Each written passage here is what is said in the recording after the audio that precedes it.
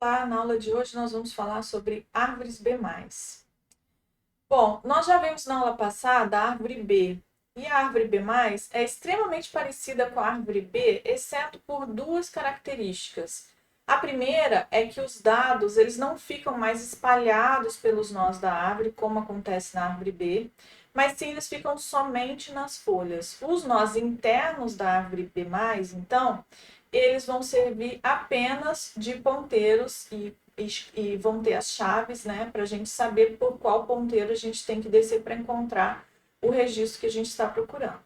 E a outra característica é que as folhas são encadeadas. Então, quando a gente está falando de uma árvore B+, que indexa um arquivo grandão em disco, a gente vai conseguir manter o índice separado do arquivo de dados. Então, a gente vai poder usar dois arquivos separados, um para o índice e o outro para os dados propriamente ditos. Bom, na prática, as árvores B+, são usadas em várias aplicações diferentes. Então, sistemas de arquivos, vários sistemas de arquivos usam esse tipo de árvore para fazer indexação dos arquivos.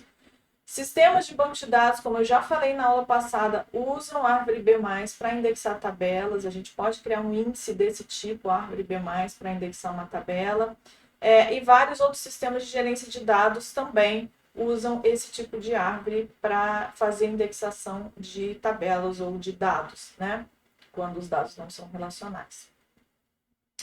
Então, aqui tem um exemplo prático de uma ordem, de uma árvore B+, de ordem 2. Então, a gente tem na árvore B+, a mesma questão da ordem da árvore, como a gente tinha na árvore B. A gente tem aquele mesmo limite de número mínimo e número máximo de chaves que um determinado nó pode comportar. Então, mínimo D, máximo 2D, exceto a raiz, que é mínimo 1, máximo 2D. Bom, nesse exemplo aqui, a gente tem uma árvore de ordem 2. E a gente está mostrando aqui a parte inicial ali em cima, é o índice, e a parte de dados está mostrada embaixo. Então, esses nós, folha dessa árvore, são os dados que estão sendo indexados. Eu estou mostrando aqui apenas as chaves, mas cada chave está acompanhada do restante das informações. Então, se for cliente, por exemplo, tem a chave e tem o resto das informações do cliente em cada nó. Além disso, então, como eu já falei, os nós são encadeados. As nós folhas são encadeados. Então, o primeiro nó aponta para o próximo e assim por diante. Então, se eu precisar, eu posso percorrer esses nós seguindo essa lista encadeada, e aí eu vou conseguir acessar os registros em ordem, né? Eles vão estar ordenados nessa lista. A parte de cima, então, é a parte do índice. Nessa parte de cima, eu vou ter chaves, não tenho o resto das informações, tenho só as chaves. E os ponteiros. Notem que lá nas folhas não tem ponteiro para nulo, diferente da árvore B. Na árvore B, todos os nós tinham a mesma estrutura. Aqui não, os nós internos têm uma estrutura que é chave e ponteiro, e os nós folha têm outra estrutura, que é registro e ponteiro para o próximo registro. Não tem ponteiros para os filhos, né? Não existem filhos, não existem esses ponteiros null como existiam na árvore B. Uma outra coisa interessante, que é diferente da árvore B, é que os valores se repetem nos índices, né? Então, notem ali, o valor 30, ele está aparecendo aqui no índice e ele aparece aqui também na folha. Mesma coisa para o 51, aparece aqui também na folha. Então, esses dados, eles podem se repetir.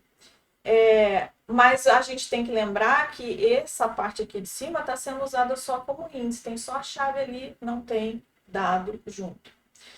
Outra coisa, o fato de aparecer uma chave aqui não significa necessariamente que ela está na árvore. Ela já existiu, mas ela pode ter sido removida. E a operação de remoção, como a gente vai ver depois, ela não remove essa chave aqui do meio, ela vai remover só das folhas, tá? Então, é importante a gente chegar na folha para a gente ter certeza de que uma determinada chave que a gente está buscando existe nessa árvore.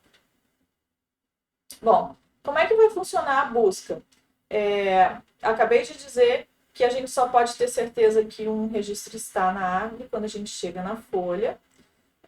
E outra característica que é diferente da árvore B é que agora a gente tem que considerar a igualdade também quando a gente está fazendo a busca para decidir por qual ponteiro a gente vai descer. Então, no momento em que a gente está examinando um nó para decidir por qual ponteiro a gente vai descer, a gente acha uma chave maior do que a chave que a gente está buscando, então a gente desce pelo ponteiro da esquerda. Isso é igual ao que a gente fazia na árvore B.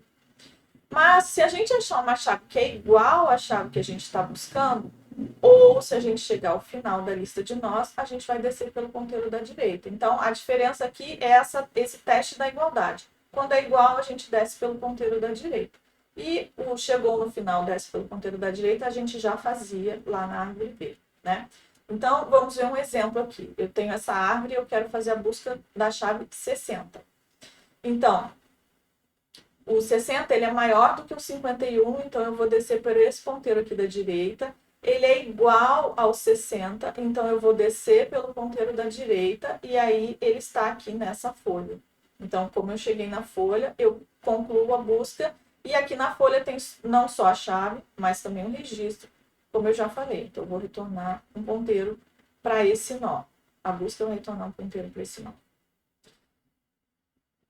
Bom, inserção. A inserção, ela vai funcionar bem parecido com o que a gente já viu para a árvore B. Então, quando a gente precisar particionar um nó, porque não cabe o registro que a gente quer colocar lá naquela folha, a gente vai usar o mesmo raciocínio que a gente usava quando a gente fazia particionamento na árvore B. A diferença é que quando a gente sobe a chave D mais 1 para o pai, lá na árvore B, a gente subiu o registro inteiro. E aqui não. Aqui na árvore B+, a gente vai subir só a chave. E esse registro D mais 1, com a chave, com o restante das informações, vai para o nó que foi criado pelo particionamento, para o nó novo, tá? Agora, é importante notar que isso vale só para quando a gente está particionando uma folha. Se a gente estiver particionando um nó que não é folha, porque houve propagação do particionamento, então a gente vai usar exatamente o mesmo algoritmo que a gente usava para a árvore B. Então, aqui tem um exemplo. Eu quero inserir a chave 32 nessa árvore B+, aqui. Então, 32 é menor do que 51, é maior do que 30. Eu tenho que fazer inserção nesse nó aqui. Não cabe, né?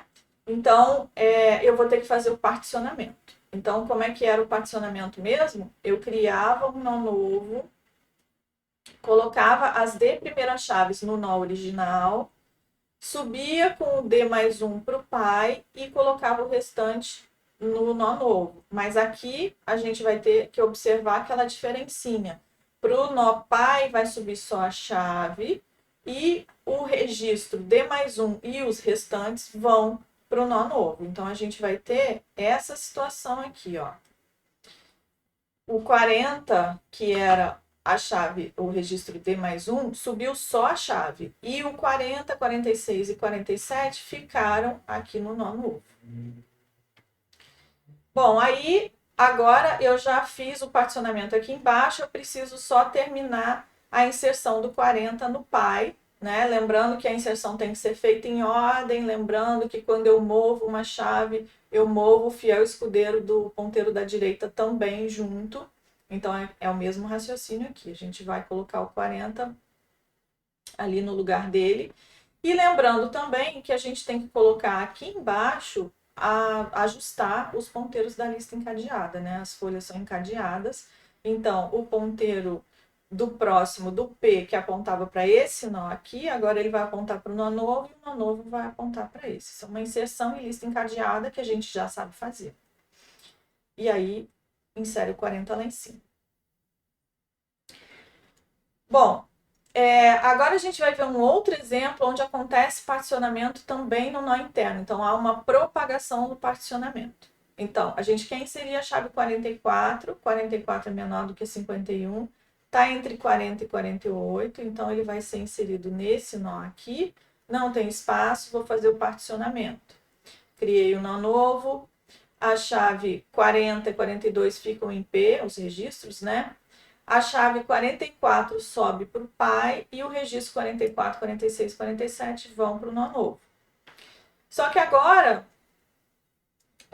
quando eu for fazer a inserção do 44 lá em cima, não tem espaço, eu tenho que fazer o particionamento.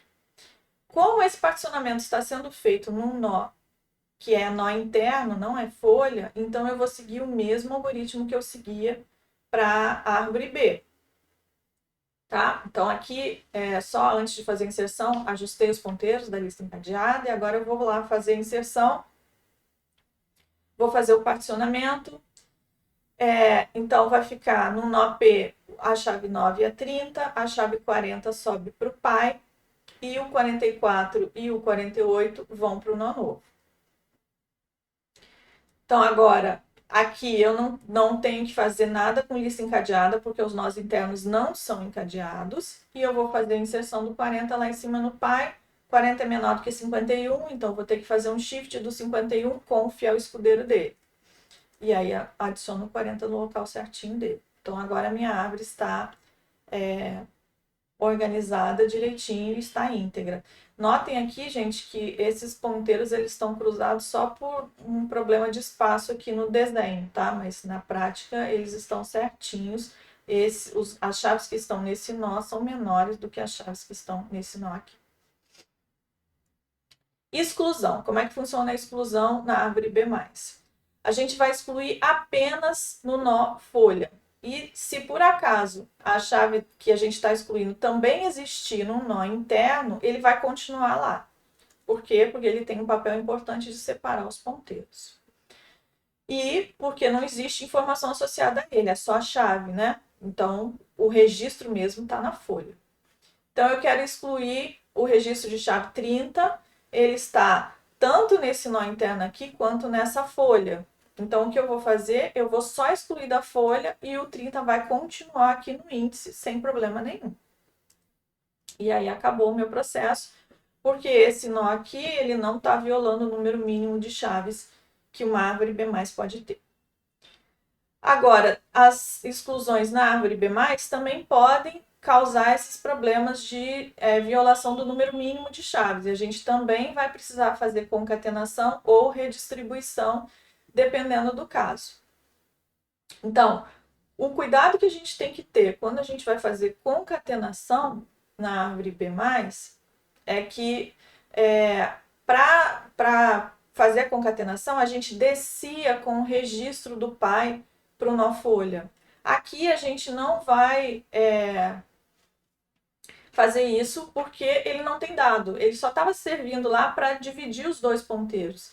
Então, como eu não preciso mais dele, porque eu vou apagar um dos ponteiros, eu simplesmente vou apagar aquela chave, eu não vou descer com ela porque ela não tem dado associado, tá? Agora, se a concatenação for no nó interno, aí eu vou usar a mesma lógica da árvore B. Então, aqui tem um exemplo. Eu quero excluir a chave 52. O 52 é maior que 51, menor do que 60, tá aqui. Quando eu excluo, esse nó passou a ficar com um número de chaves menor do que o mínimo. Então, eu vou ter que fazer concatenação ou redistribuição. Nesse caso aqui, o meu irmão adjacente é esse, ele só tem um irmão adjacente, então não existe outra opção. A soma das chaves é menor do que 2D, eu tenho que fazer concatenação. Então, para fazer a concatenação, eu vou transferir os registros que estão em Q para P e vou apagar a chave lá de cima que separava esses dois ponteiros. Então, fiz a transferência, agora eu apago lá em cima e pronto, eu apago o nó Q acertando os ponteiros da lista encadeada aqui embaixo.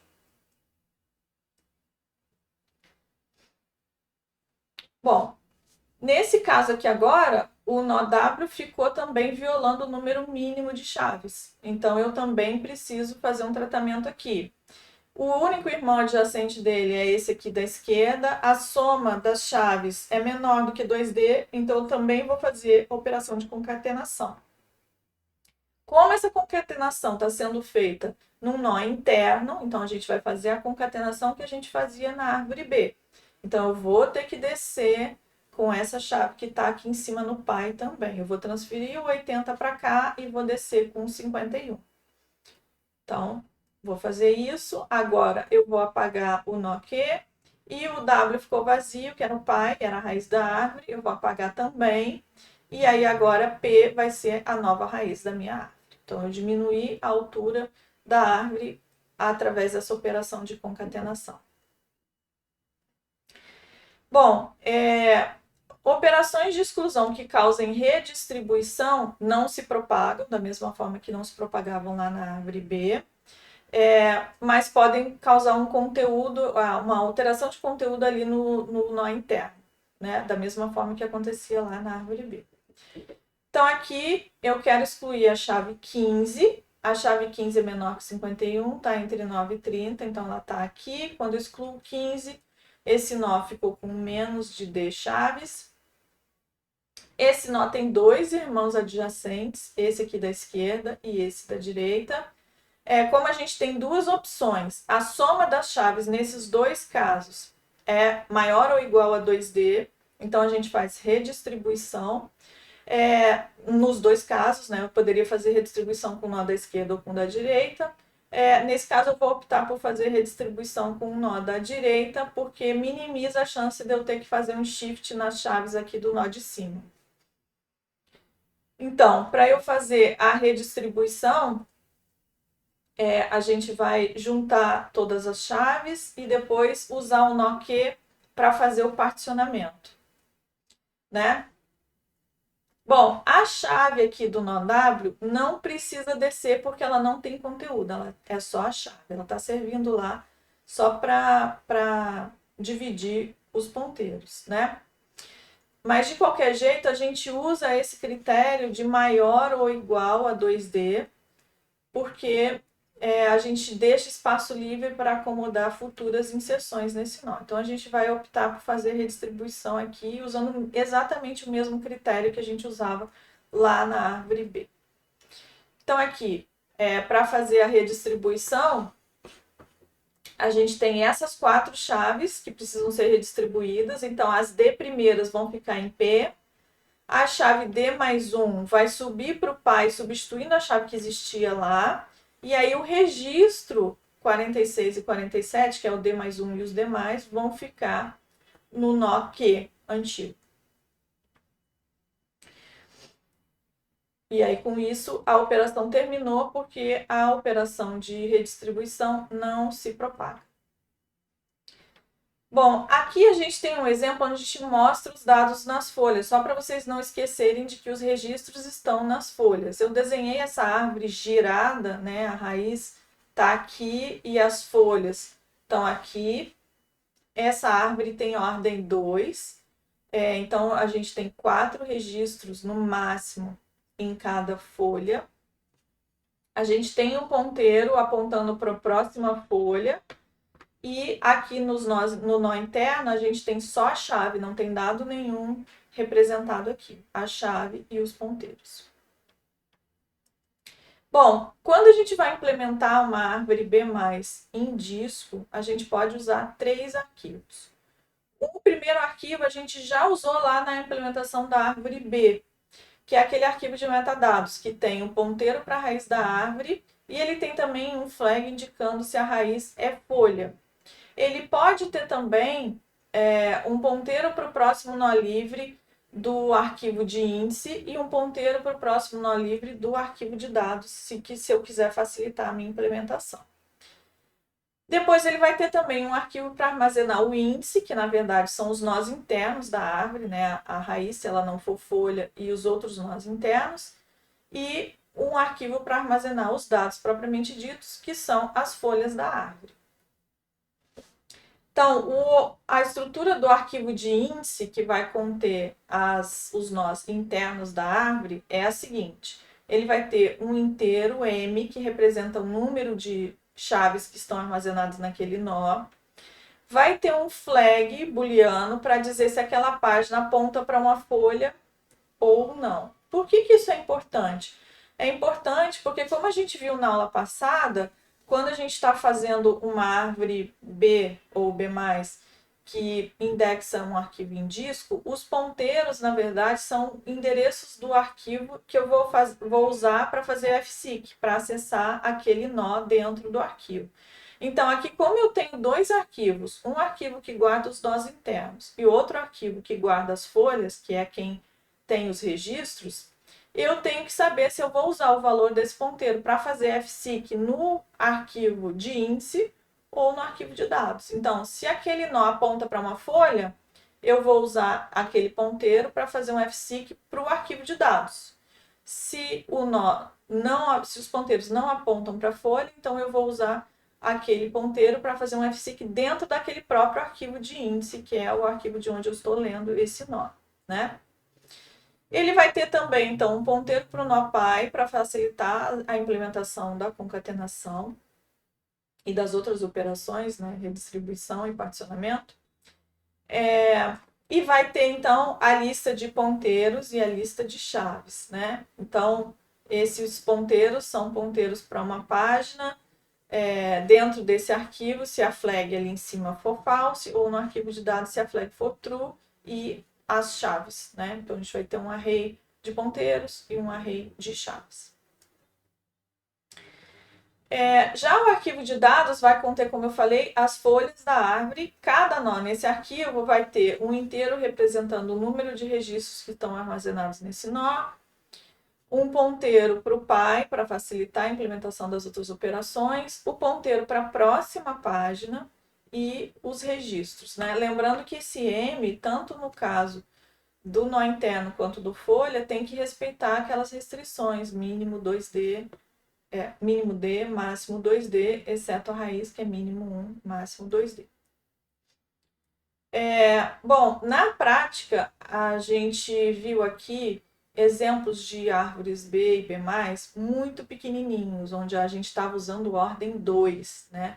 Mas, nas implementações reais mesmo, que usam a árvore B+, para fazer indexação de arquivos, a ordem da árvore é bem maior do que isso, né? Então, se a gente está usando um sistema de armazenamento que tem tamanho de bloco de disco de B bytes e as chaves armazenadas nesse arquivo tem tamanho de K bytes, a árvore B+, mais eficiente foi mostrada que é a árvore de ordem B sobre K-1. Então, um exemplo prático. Tamanho do bloco de disco do meu computador é 4K bytes, 4.096 bytes. Se eu estou usando chaves inteiras de 4 bytes, então a árvore B+, mais eficiente para esse meu disco seria uma árvore de ordem 1023. Então, notem que é muito maior do que o que a gente está usando aqui na prática, né? Nesses exemplinhos que a gente viu na aula. Então, na prática, cada nó vai poder guardar no mínimo 1023 e no máximo 2046 chaves. É bastante coisa. Vai ficar, então, para vocês agora um exercício, desenhar uma árvore B+, de ordem 2, que tenha essas chaves aqui. Então, vocês podem começar com uma árvore vazia e ir fazendo a inserção nessa ordem que está informada aqui. Depois, sobre o resultado desse exercício, excluir os registros de chave 3, 38, 1 e 41. E aí, sobre o resultado da árvore que tem essas exclusões, fazer a inclusão desses outros registros aqui. Bom, a referência para essa parte da matéria é o livro de estrutura de dados e seus algoritmos, capítulo 5. E eu gostaria de agradecer a professora Renata Galante da URGS por ter cedido os exemplos que foram usados nessa aula. Bons estudos e até a próxima aula.